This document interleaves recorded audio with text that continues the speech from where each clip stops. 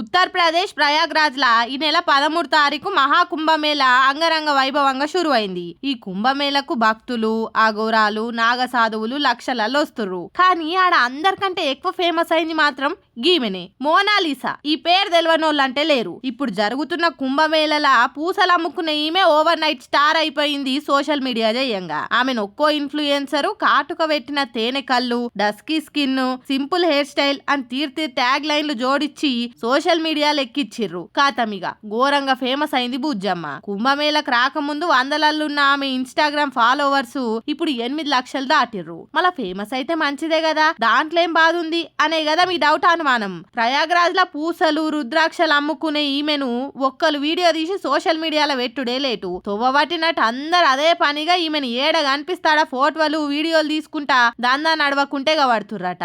అంతేకాదు కొందరు జీడిత్తుగాళ్ళు ఆమె అమాయకత్వాన్ని ఆసర చేసుకొని చిల్లర కథలు పడుడు, ట్రోలింగ్ చేసుడు, ఇట్లా పిచ్చి కథలు పడేసరికి ఆమె ఫేమస్ అవ్వడేమో గాని పొట్ట మీద కొట్టినట్టు అయిందట సోషల్ మీడియా ఎఫెక్ట్. ఇట్లా ఏడ కనిపిస్తాడా గుంపులు మంది ఎగబడుతుండేసరికి మంచేమో గాని దందా నడవకుండా ఆగిపోయిందట. ఇక ఏడ కొందరు జీడిత్తుగాలు చెడాయిస్తారో అన్న భయంతోని ఇంటికి వెళ్ళిపోయిందట.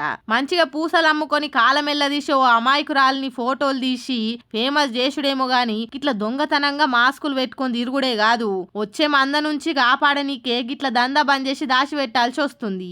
ఈ ముచ్చట తెలిసి ఏందో ఏమో ఈ సోషల్ మీడియాకు అగ్గిపెట్ట బతుకు తెరువు కోసం వచ్చినోళ్లకు బతికే ఆగమయ్యే కాడికి తెచ్చింది. ఎవరన్నా నొక్కలు గిట్ల ఫేమస్ అయ్యిరంటే చాలు భజన, ప్రతిదానికి భజన అనుకుంటా గుర్రు గర్రుమంటుర్రు ఇప్పటి కాలం పోర్ల కథలు చూస్తున్న పెద్ద మనుషులు.